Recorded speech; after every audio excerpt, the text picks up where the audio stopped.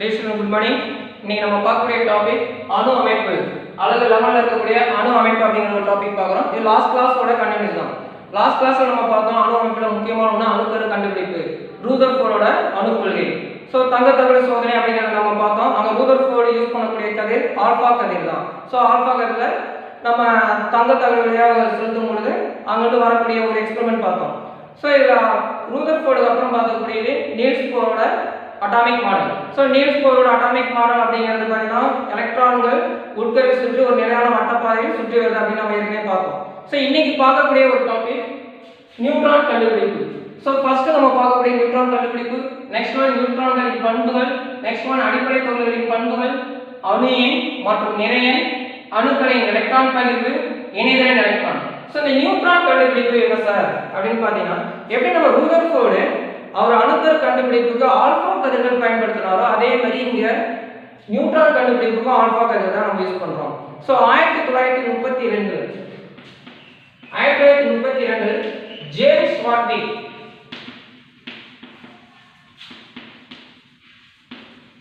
1932ல James வாட்விக் என்ற அறிவியலாளர் இந்த beryllium அணுவை ஆல்பா கதிர்களை கொண்டு தாக்கும் பொழுது புரோட்டான்களுக்கு சமமான நிறையை கொண்ட துகள்கள் வெளியேறுவதை கண்டுபிடிச்சார். சோ இங்க என்ன சார் பண்றாருன்னா பெரிலியம் அணுவை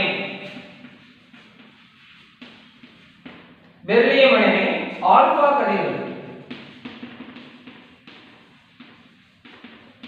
கதிர்கள் கொண்டு தாக்கும் பொழுது என்ன சார் வருது? Carbon particles, carbon plus neutron. So இங்க 1932ல ஜேம்ஸ் வாட்விக் என்ற அறிஞர் இந்த பெரிலியம் அணுவை ஆல்பா கதிர்கள் கொண்டு தாக்கும் பொழுது புரோட்டான்களுக்கு சமமான நிறையை கொண்ட துகள்கள் வெளியேறுவதை கண்டுபிடிச்சாரு. சோ இந்த வெளியேறக்கூடிய அந்த துகள்களுக்கு எந்த விதமான ஒரு மின் சுமையும் கிடையாது. சோ எந்த ஒரு மின் சுமையும் கிடையாது. இதுக்கு என்ன சார் பேர் கொடுக்குறாங்க? நியூட்ரான் அப்படின்னு சொல்லுவாங்க. சோ நியூட்ரான் அப்படிங்கறது எப்படி சார் எழுதுறாங்க அப்படின்னா n நியூட்ரான் 0 1 அப்படின்னு நம்ம குறிக்கிறோம். சோ இது பேர் தான் நியூட்ரான் அப்படின்னு சொல்லக்கூடியது. சோ இங்க நம்ம என்ன ஆல்பா கதிர்கள் என்னன்னு பார்த்திருக்கோம். ஆல்பா கதிர்கள் அப்படிங்கிறது ஒரு நேர்மின் கதிர்கள் தான். நம்ம ஆல்ரெடி நம்ம ஏற்கனவே பார்த்திருக்கோம். இப்போ நியூட்ரான் எப்படி கண்டுபிடிச்சான்னு பார்த்திருக்கோம். நெக்ஸ்ட் ஒன் நியூட்ரான்களின் பண்புகள். சோ நியூட்ரானோட பண்புகள் முக்கியமா ஒண்ணு இங்க வெளியேறக்கூடிய அந்த நியூட்ரான் கதிர்கள் துகள்கள் மின் மற்றும் காந்தப்புலத்தால் எவ்வித விலக்கமும் அடையாது. மின் மற்றும் காந்தப்புலம் ஏதாவது ஒரு மின் சுமை ஏதாவது இருந்தாதான் என்ன சார் ஆகும்?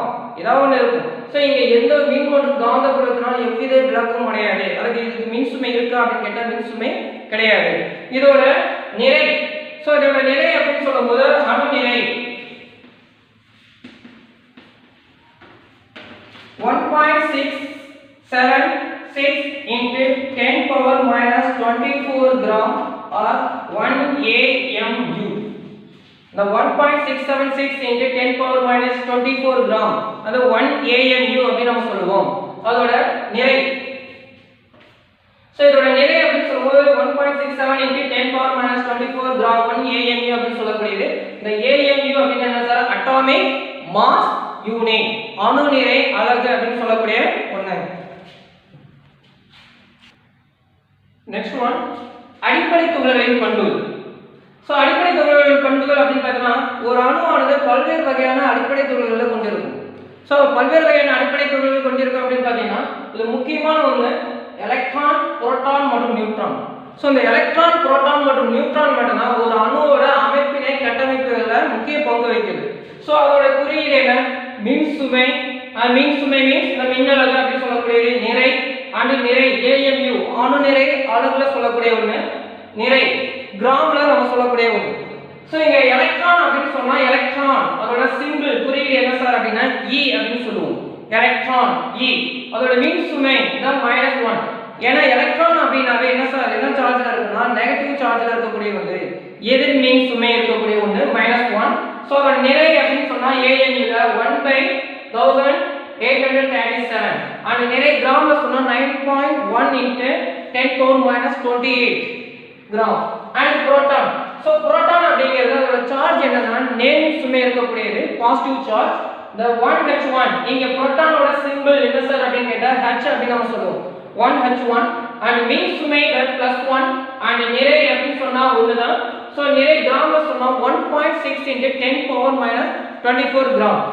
And neutron, so the neutron ஓட symbol neutron n, so குறியீடு n and மின்சுமை 0. நம்ம ஏற்கனவே சொல்லியிருக்கோம் நியூட்ரானோட பண்புகள் மின் மற்றும் காந்தப்புலத்தால் எவ்வித விலக்கமும் அடையாது, அதுக்கு எந்த ஒரு மின்சுமையும் கிடையாது, சே நியூட்ரல். and நிறை அப்படினு சொன்னா 1 and நிறை கிராம்ல 1.6 into 10 power minus 24. சோ இது எல்லாமே இருக்கக்கூடிய அடிப்படை துகளோட பண்புகள். சார் இது மட்டும் தான் அடிப்படை துகள்களா அப்படினு கேட்டினா இது மட்டும் இல்லாம மேற்கொண்டு இருக்கக்கூடிய துகள்கள் இருக்கு.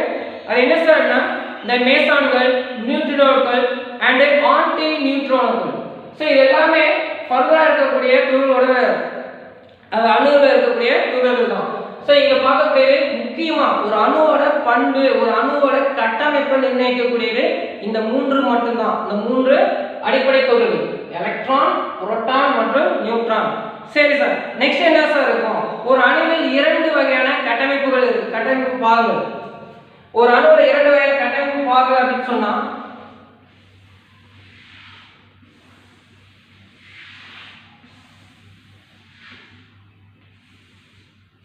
சோ இங்க சென்டர்ல இருக்கக்கூடிய நம்ம ஏற்கனவே பார்த்திருக்கோம் அணுக்கரு. ஒரு அணுவுல இருக்கக்கூடிய இரண்டு கட்டமைப்பு பாகங்கள் அப்படின்னு சொன்னா இரண்டு இருக்கு. ஒண்ணு இதுல இருக்கக்கூடிய அணுக்கரு, இல்ல உட்கரு அப்படின்னு நம்ம சொல்லுவோம். உட்கரு அல்லது நியூக்ளியஸ். உட்கரு அல்லது நியூக்ளியஸ். நெக்ஸ்ட் இது ஆர்பிட்.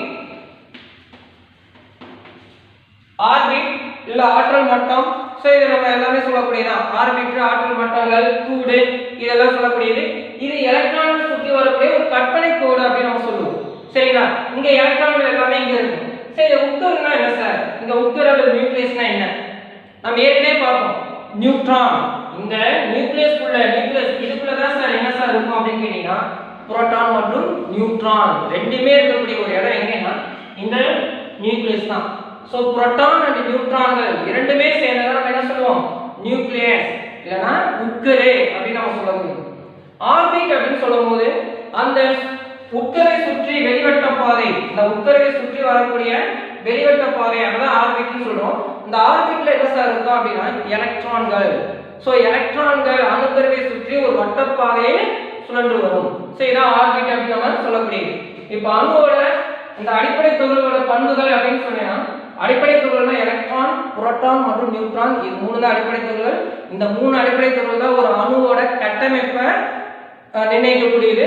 அதே மாதிரி அந்த அணுவுல வந்து இரண்டு வகையான கட்டமைப்புகள் இருக்கு. ஒன்னு உட்கரு அல்லது நியூக்ளியஸ்னு சொல்லுவோம், அண்ட் ஆர்பிட். இந்த உட்கருக்குள்ள தான் என்ன சார் இருக்கும் அப்படின்னு கேட்டீங்கன்னா நியூட்ரான் மற்றும் புரோட்டான் இருக்கும். அண்ட் எலக்ட்ரான் அப்படின்னு சொல்லக்கூடியது அந்த உட்கருவை சுற்றி வரக்கூடிய வெளிவட்ட பாதையில் எலக்ட்ரான்கள் சுற்றி வரும். நெக்ஸ்ட் அணியன் மற்றும் நிலையம். சார் அணியன் மற்றும் நிலையம் ஃபர்ஸ்ட் நம்ம பார்க்கறது அணியன். இப்போ ஹைட்ரஜன் அப்படிங்கிற ஒரு அணு எடுத்துக்கிட்டோமா, ஹைட்ரஜனோட அணியன் அதுல எத்தனை புரோட்டான்ஸ் இருக்கும் அப்படின்னா ஒரே ஒரு புரோட்டான் தான் இருக்கும். ஸோ ஹைட்ரஜன் நம்ம பீரியாடிக் டேபிள்ல பார்ப்போம், தனிமவச ஆல்டர் அட்டவணையில பார்ப்போம்.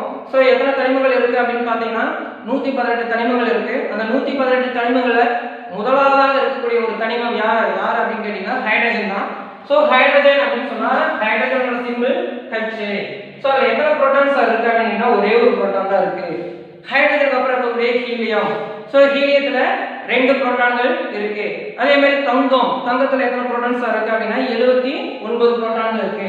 அப்ப புரோட்டான்களோட எண்ணிக்கை, சோ புரோட்டான்களோட எண்ணிக்கையை பொறுத்து இது எவ்வகையான தனிமம், இது எந்த தனிமம் அப்படின்னு நம்மளால கண்டுபிடிக்க முடியும். சோ அப்ப புரோட்டான்களோட எண்ணிக்கையை நம்ம என்ன சார் சொல்றோம்? அணியன் அப்படி நம்ம சொல்லக்கூடியவங்க. சோ ஒரு தனிமம் வந்து எவ்வகையான தனிமம், சோ அதோட தெரிஞ்சுக்கிறதுக்கு முக்கியமான ஒண்ணு என்ன சார் அப்படின்னா புரோட்டானோட எண்ணிக்கை. அப்ப அணியன்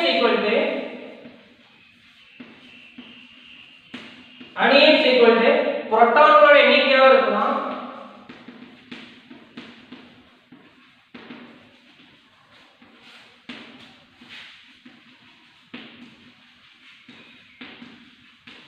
அணியன் புரோட்டான் எண்ணிக்கை is equal to எலக்ட்ரான்களின் எண்ணிக்கை.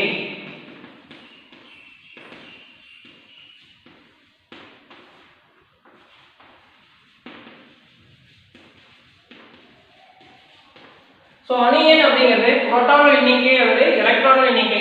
சார் இது எப்படி சார் சொல்லலாம் அப்படின்னு கேட்டீங்கன்னா அணு எண் என்ன சார்? ஒரு உட்கருவில் உள்ள புரோட்டான்களோட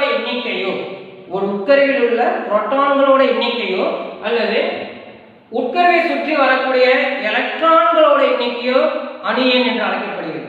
அப்ப அணு எண் அப்படின்னு சொல்லும்போது நம்ம ஏற்கனவே சொன்னோம், அந்த உட்கரு சொல்லக்கூடிய நியூக்ளியஸ் கூட இருக்கக்கூடிய புரோட்டான்களோட எண்ணிக்கையாகவும் இருக்கலாம், இல்லைன்னா எலக்ட்ரான்களோட எண்ணிக்கை, எலக்ட்ரான்கள் உட்கருவை சுற்றி வரக்கூடிய எலக்ட்ரான்கள் எண்ணிக்கை அணு எண் என்று அழைக்கப்படுகிறது. ஒரு அணுவின் மொத்த நிறை, இப்ப ஒரு அணுவோட மொத்த நிறை புரோட்டான்கள் மட்டுமே நிர்ணயிக்கிறது கிடையாது. சோ அது என்ன சார் பண்ணோம் அப்படின்னா ஒரு அணுவோட மொத்த நிறையை நியூட்ரான்களும் நிர்ணயிக்கும். சோ அப்ப அணு நிறை அப்படின்னு சொன்னா புரோட்டான் எண்ணிக்கை பிளஸ் நியூட்ரானோட எண்ணிக்கை. சோ ஒரு அணுவோட மொத்த நிறையை கம்பேர் பண்ணும்போது ஒரு அணுவின் மொத்த நிறையை கம்பேர் பண்ணும்போது எலக்ட்ரானோட நிறை மிக குறைவு. சோ அப்ப என்ன சார் பண்ணலாம் அப்படின்னு சொன்னா அது புறக்கணிக்கத்தக்கது அப்படின்னு சொல்லுவோம். அப்ப அணு நிறை, இங்க நிறை எண், அணு நிறை அல்லது நிறை எண் அப்படின்னு நம்ம சொல்லுவோம்.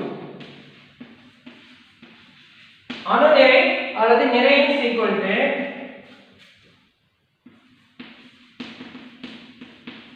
புரோட்டான்களின் எண்ணிக்கை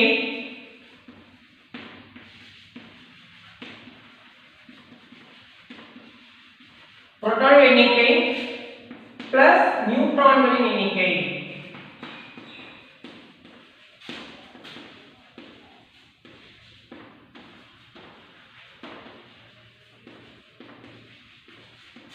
அப்ப நிறை எண் அப்படின்னு சொல்லும்போது ஒரு நிறை எண்ணை தீர்மானிக்கக்கூடியது புரோட்டான்கள் மட்டுமே கிடையாது, அந்த உட்கருவில் இருக்கக்கூடிய நியூட்ரான்களோட எண்ணிக்கையும் சேர்ந்ததுதான் நிறை எண் அப்படின்னு சொல்லுவோம். அப்ப புரோட்டான் எண்ணிக்கை பிளஸ் நியூட்ரான்களோட எண்ணிக்கை.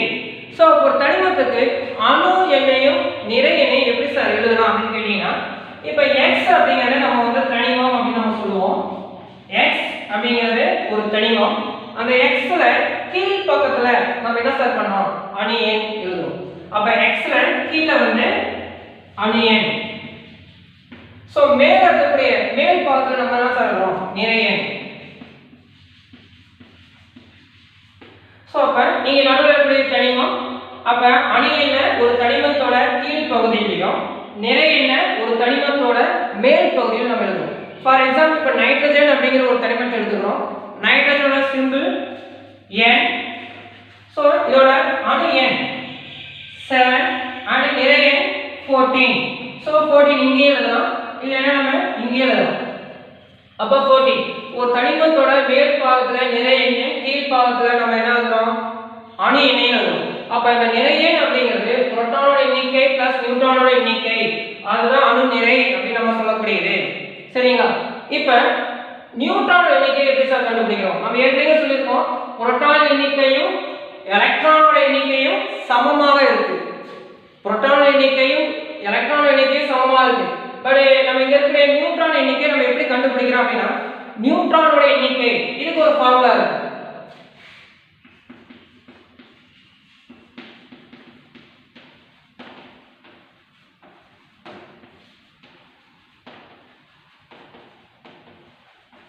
நியூட்ரான் எண்ணிக்கை equal to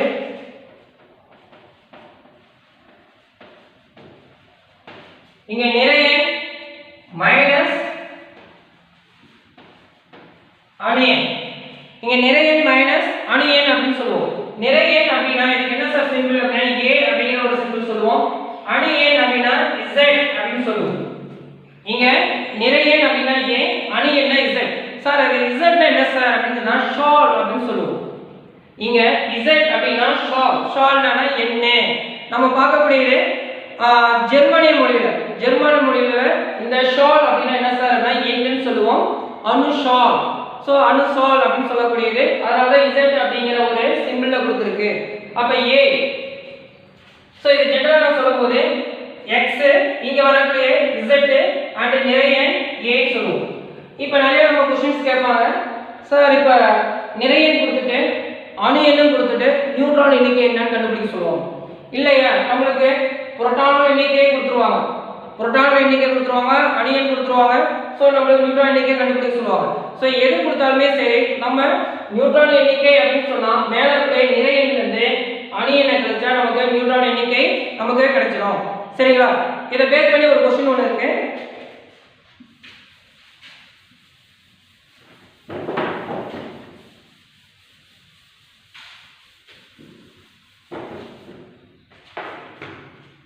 ஒரு தனிமத்தின் அணுவின் நிறை எண்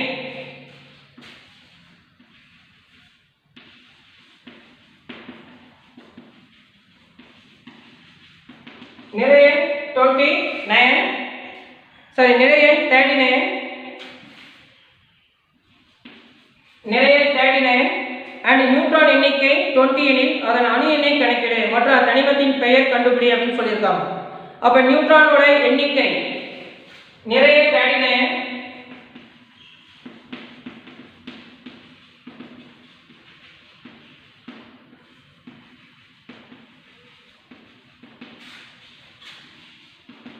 so நியூட்ரான்கள் எண்ணிக்கை and 20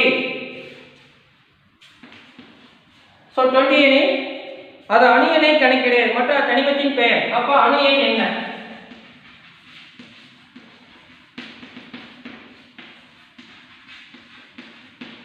அணு எண் என்ன and தனிமம் என்ன? சோ அப்ப நிறை எண் அப்படி நம்ம சொல்லும்போது என்ன சார் சொல்லலாம்? அப்ப நிறை எண் அப்படி சொல்லும்போது ஏற்கனவே நம்ம ஃபார்முலா சொல்லியிருக்கோம். நிறை எண் புரோட்டான் எண்ணிக்கை பிளஸ் நியூட்ரானோட எண்ணிக்கை. அப்ப நிறை எண் அப்படி சொன்னாலே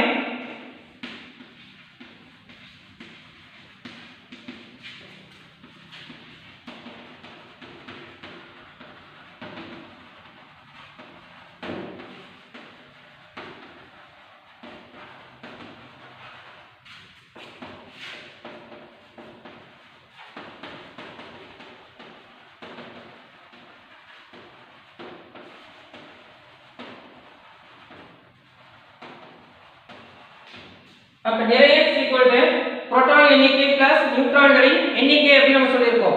அப்ப அணு எண் அப்படி நம்ம சொல்லும்போது என்ன சார் பண்ணலாம்? இப்போ புரோட்டான் எண்ணிக்கை அப்படிங்கறதை நம்ம ஏற்கனவே பார்த்திருக்கோம். புரோட்டான் எண்ணிக்கை அல்லது எலக்ட்ரான் எண்ணிக்கை. சோ இது ரெண்டும் சேர்ந்தா நம்ம இது ரெண்டுமே ஒன்னு புரோட்டான் எண்ணிக்கையாவும் இருக்கலாம் இல்ல எலக்ட்ரான் எண்ணிக்கையாவும் இருக்கலாம். அதான் அணு எண் அப்படி நம்ம சொல்லியிருக்கோமா? இப்போ இங்க நம்ம என்ன கேக்குறாங்க? அணு எண் தான் கேக்குறாங்க. அப்ப அணு எண் சோ இங்க அணுவோட நிறை எண் கொடுத்துட்டாங்க 39 and நியூட்ரானோட எண்ணிக்கை கொடுத்துட்டாங்க. அப்ப நம்ம அதுல இருந்து நம்ம வந்து சப்ஸ்டிட்யூட் பண்ணும்போது நமக்கு என்ன சார் கிடைச்சிரும்? அணு எண் கிடைச்சிரும். அப்ப அணு எண் அப்படி சொல்லும்போது நிறை எண் மைனஸ் நியூட்ரான்களோட எண்ணிக்கை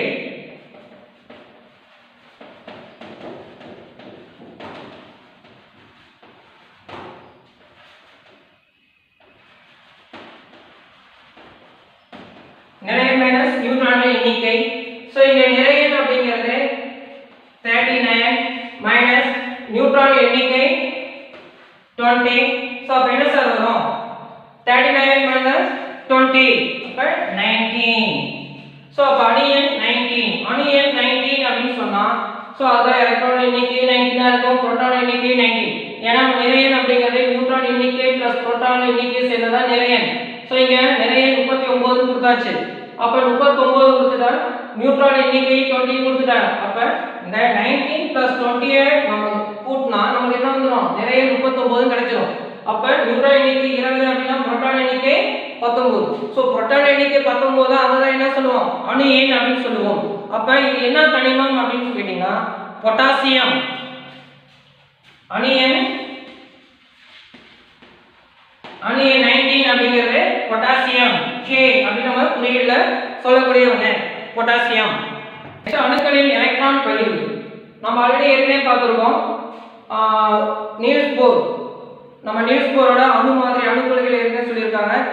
அந்த எலக்ட்ரான்கள் உட்கருவை சுற்றி வட்டப்பாதையில் சுற்றி வரும். இந்த எலக்ட்ரான்கள் உட்கருவினை சுற்றி வட்டப்பாதையில் சுழன்று வரும் அப்படின்னு சொல்லியிருக்காங்க. இங்க எலக்ட்ரான்கள் ஆர்பிட் எனும் வட்டப்பாதையில் உட்கருவை சுற்றி வருகிறது. அப்ப என்ன சார் இருக்கும்? ஆர்பிட்டால் இருக்கு. ஆர்பிட்டால் எண்ணிக்கை அப்படின்னு சொல்லும்போது 1 2 3 4 இந்த மாதிரி ஆர்பிட்டால்ஸ் இருக்கு. அப்ப ஒவ்வொரு ஆர்பிட்டாலுக்கும் ஒவ்வொரு கூலுக்கும் ஒவ்வொரு எனர்ஜியல் ஆற்றல் மட்டத்துக்கும் எலக்ட்ரான்கள் பகிர்ந்தளிக்கப்படுதல், எலக்ட்ரான்கள் பங்கிடப்படுதல், அத என்ன சொல்றோம்னா எலக்ட்ரான் பகிர்வு அப்படி நம்ம சொல்லுவோம். சோ ஒவ்வொரு ஆர்பிட்டாலையும் ஒவ்வொரு ஆற்றல் மட்டத்துக்கு தேவையான எலக்ட்ரானோட எண்ணிக்கை என்ன? ஒவ்வொரு எலக்ட்ரானும் ஒரு ஆர்பிட்டால இவ்வளவு எலக்ட்ரான் தான் இன்னொரு ஆர்பிட்டால இவ்வளவு எலக்ட்ரான் தான் நிரப்பணும் அப்படின்னு ஒரு விதி இருக்கு. அதான் என்ன சார் அப்படின்னா போர் மற்றும் புரி விதி அப்படின்னு சொல்லுவோம். நீல்ஸ் போர் நம்ம சொல்லக்கூடிய போர் மற்றும் புரி விதிகள். அவங்க என்ன சார் சொல்றாங்க? விதி ஒண்ணு ஃபர்ஸ்ட் பாத்தீங்கன்னா ஒரு ஆற்றல் மட்டத்தில் அதிகபட்ச எலக்ட்ரான்கள் எவ்வளவு சார் நிரப்பலாம் அப்படின்னு சொன்னா அது ஒரு ஃபார்முலா சொல்லக்கூடியது. ஒரு வட்டப்பாதையில் இடம் கொள்ளும் அதிகபட்ச எலக்ட்ரான்களோட எண்ணிக்கை 2n² அப்படிங்கிற ஒரு வாய்ப்பாடாக நம்ம குறிக்கிறோம். ஒரு ஆர்பிட்டால் அப்படின்னு சொன்னா இது ஒரு நியூக்ளியஸ் ஆர்பிட்டால் இருக்கு.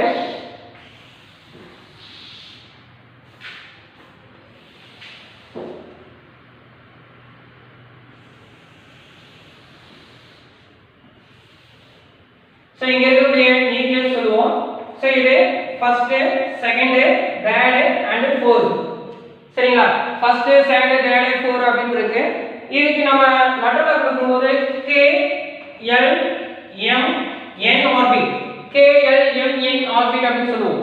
அப்ப ஒரு வட்டப்பாதை இடங்களும் அதிகபட்ச எலக்ட்ரானோட எண்ணிக்கை 2n² அப்படிங்கிற ஒரு ஃபார்முலா 2n² அப்படி சொல்லுவோம். அப்ப என்ன சார் பண்ணலாம்? இப்ப Kங்கற ஒரு செட் எடுக்கிறோம். இப்ப n அப்படிங்கிறது முதன்மை குவாண்டம் எண், ஆற்றல் மட்டம். n முதன்மை குவாண்டம் எண்கள் அப்படின்னு சொல்லுவோம். அப்ப n 1 அப்படிங்கறத நம்ம சப்ஸ்டிட்யூட் பண்ணி பண்றோம். சோ இங்க ஆர்பிட் இங்க இருக்கக்கூடிய ஆர்பிட் அண்ட் n மீன் எண்ணிக்கை, இந்த ஆற்றல் மட்டத்தோட எண்ணிக்கை அண்ட் எலக்ட்ரானோட எண்ணிக்கை. சோ எலக்ட்ரானோட எண்ணிக்கை அப்படின்னு சொல்லுவோம். அப்ப ஆர்பிட் அப்படின்னு சொன்னா k. அப்ப kங்கற ஆர்பிட் எத்தனாவது எனர்ஜி லெவல்ல இருக்கு? n 1 அப்படின்னு சொல்லுவோம். அப்ப n 1. அப்ப n 1 அப்படினா இந்த ஃபார்முலால நம்ம சப்ஸ்டிட்யூட் பண்ணுவோம். அப்ப 2 * 1². அப்ப 2 * 1² பண்ணா நமக்கு என்ன வரும்? 1. அப்ப 2. அப்ப 2. அப்ப kங்கற ஆர்பிட்ல எத்தனை எலக்ட்ரான்ஸ் இருக்கும் அப்படினா 2 எலக்ட்ரான் நம்ம நம்ப முடியும். அடுத்து L n 2. சோ இது இரண்டாவது ஆற்றல் மட்டம், இரண்டாவது கூடு அப்படி நம்ம சொல்லுவோம். அப்ப ஃபார்முலா அப்ளை பண்ணும்போது 2 n = 2n². இந்த ஃபார்முலால 2 * 2². அப்ப 2 * 2 4. அப்ப 2 * 4 8. அப்ப செகண்ட் ஆர்பிட்டால 8 எலக்ட்ரான். and n = 3. so மூணாவது ஆர்பிட்டல். so அப்ப n = 3 சப்ஸ்டிட்யூட் பண்ணா 2 * 3². அப்ப 2 * 3 * 3 9. அப்ப 18. so அப்ப KL M ல n = 3 அப்படி சொன்னா 18 எலக்ட்ரான் ஃபில் பண்ண முடியும். and KL M N orbit. so n = 4th ஆற்றல் மட்டம் சொல்லக்கூடியது. அப்ப n = 4 அப்படினா 2 * 4².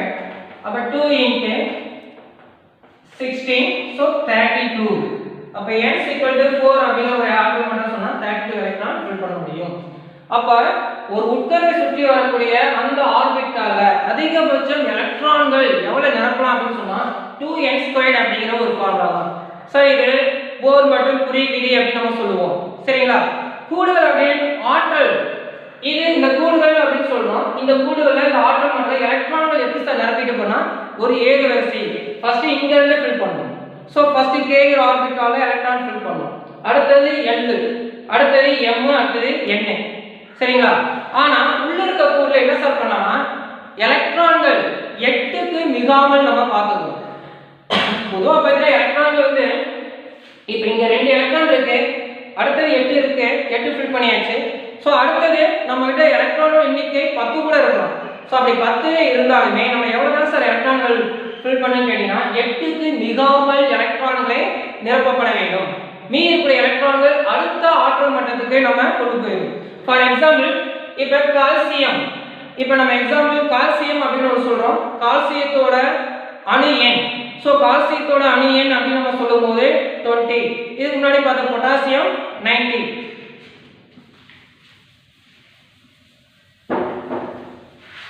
ஃபார் எக்ஸாம்பிள் இப்ப கால்சியம், சோ அணு எண் 20. சோ இந்த அணுக்களோட எலக்ட்ரான் பகிர்வு அப்படின்னு சொன்னா நம்ம எலக்ட்ரானோட எண்ணிக்கை. ஸோ எலக்ட்ரானோட எண்ணிக்கையை பொறுத்து தான் நம்ம ஒவ்வொரு ஆர்பிட்டாலுக்கும் எலக்ட்ரானை பகிர்ந்து கொடுப்போம். இப்போ இது எப்படி சார் பண்ணலாம் அப்படின்னா, ஃபர்ஸ்ட் 2 20 நம்ம எலக்ட்ரான் பகிர்ந்து ஒவ்வொரு ஆற்றல் மட்டத்துக்கு எலக்ட்ரானை பகிர்ந்து நம்ம கொடுக்கணும். ஃபர்ஸ்ட் 2 எலக்ட்ரான், அடுத்தது 8 எலக்ட்ரான். ஸோ நம்ம ஆர்பிட்டால ஃபர்ஸ்ட் நம்ம ஏற்கனவே சொல்லியிருக்கோம், k அப்படின்னு சொன்னா 2 எலக்ட்ரான் அரேஞ்ச் பண்ணலாம். kl m n 2 8 18 32. இதுவரை ஒவ்வொரு ஆற்றல் மட்டத்தில் எலக்ட்ரான் நம்மளால நிரப்ப முடியும். இப்போ 2 இங்க கால்சியம் தனிமம் எத்தனை இருக்கு? 20 k orbital l m n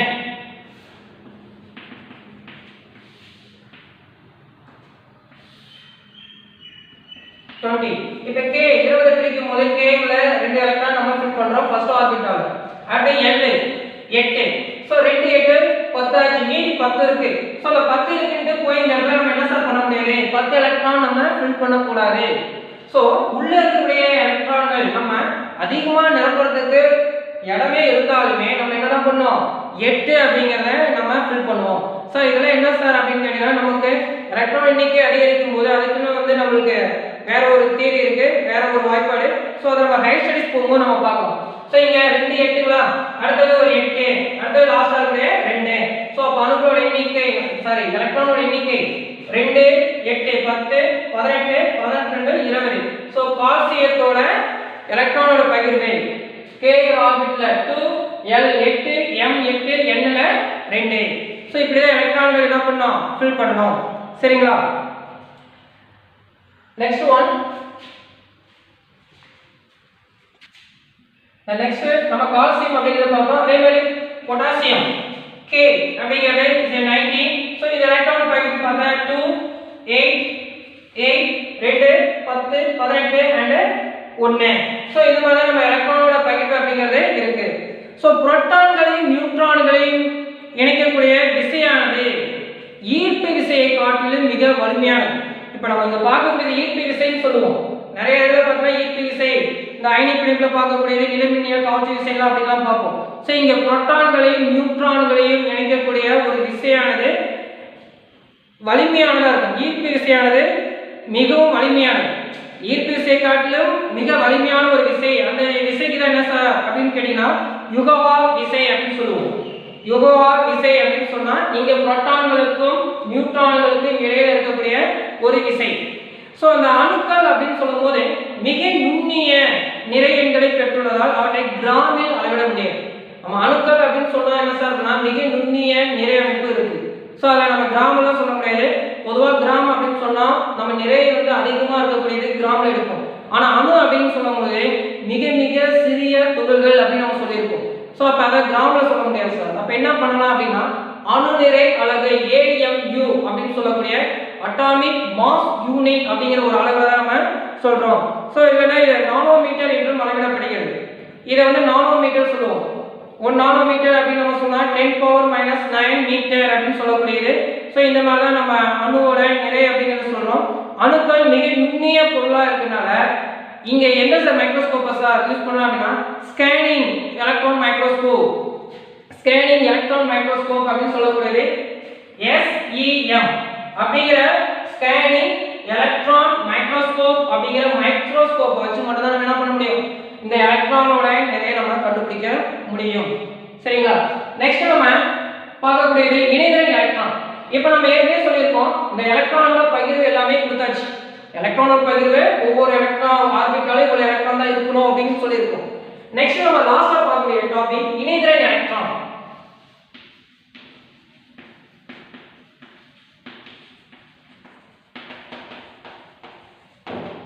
இணைதிறன் electron என்ன சார் அப்படின்னு கேட்டீங்கன்னா இணைதிறன். சோ ஒரு அணு எடுத்துக்கிட்டா ஆர்பிட்டால் ஆர்பிட்டல் மட்டம் அப்படிங்கிறது இங்க இருக்க 1 இருக்கும் 2 இருக்கும் 3 இருக்கும் 4 இருக்கும். சில தனிமங்கள்ல 1 2ஓட முடியும். சோ எது இருந்தாலும் சரி அந்த வெளிவட்ட பாதை அதான் என்ன சொல்லுவோம் அப்படின்னு கேட்டீங்கன்னா இணைதிறன் வட்டப்பாதை அப்படின்னு சொல்ல முடியும். ஒரு அணுவின் வெளிவட்ட பாதை அதுதான் இணைதிறன் வட்டப்பாதைன்னு சொல்லுவோம். அந்த இணைதிறன் வட்ட பாதையில் உள்ள எலக்ட்ரானோட எண்ணிக்கை அதாவது என்ன சார்னா இணைதிறன் எலக்ட்ரான் அப்படின்னு சொல்லக்கூடிய ஒரு அணுவின் வெளிவட்ட பாதையில் உள்ள ஒரு அணுவின் வெளிவட்ட பாதை அப்படின்னு சொல்லக்கூடிய இணைதிறன் வட்ட பாதையில் இருக்கக்கூடிய எலக்ட்ரானோட எண்ணிக்கை அதான் இணைதிறன் எலக்ட்ரான் சொல்லுவோம். ஏன் சார் இதை மட்டும் சொல்றேன்னா ஒரு வேதிப்பிணைப்பு அப்படின்னு சொல்லக்கூடிய ஒரு செயல்முறையில எந்த எலக்ட்ரான் சார் பங்கிடும் அப்படின்னு கேட்டா அந்த வெளிவட்ட பாதையில் இருக்கக்கூடிய எலக்ட்ரான் மட்டும்தான். இப்ப பொதுவா இருக்கும் ஒரு சாதாரண ஒரு விளையாட்டே எடுத்துக்கங்களேன், ரவுண்ட் ஷேப் போல நம்ம விளையாடுறோம்னு வச்சுக்கோங்க. உள்ள இருக்கக்கூடியது நம்ம ஃபர்ஸ்ட் போய் அட்டாக் பண்ணக்கூடியது லாஸ்ட்ல யார் இருப்பாங்களோ அவங்க தான். ஸோ அதே மாதிரி உள்ள எல்லா ஆர்பிட்டாலும் எலக்ட்ரான்கள் இருக்கும். அப்படி இருந்தாலுமே இந்த வேதி சேர்க்கை வேதி வினையில் ஈடுபடக்கூடிய எலக்ட்ரான்கள் அப்படின்னு சொன்னா இந்த வெளிவட்ட பாதை தான். ஸோ அதனால இது இணைதிறன் எலக்ட்ரான் சொல்லுவோம். ஸோ ஒவ்வொன்றுக்குமே இணைதிறன் எலக்ட்ரான் மாறுபடும். அப்ப இணைதிறன் எலக்ட்ரான் அப்படிங்கிறது ஒரு அணுவின் வெளிவட்ட பாதையில் இருக்கக்கூடிய எலக்ட்ரானோட எண்ணிக்கை, அதான் இணைதிறன் எலக்ட்ரான் அப்படின்னு சொல்லுவோம். இப்ப இணைதிறன் வட்ட பாதை அப்படின்னு எலக்ட்ரான் எண்ணிக்கை அப்படின்னு சொல்லும்போது இப்ப சோடியம்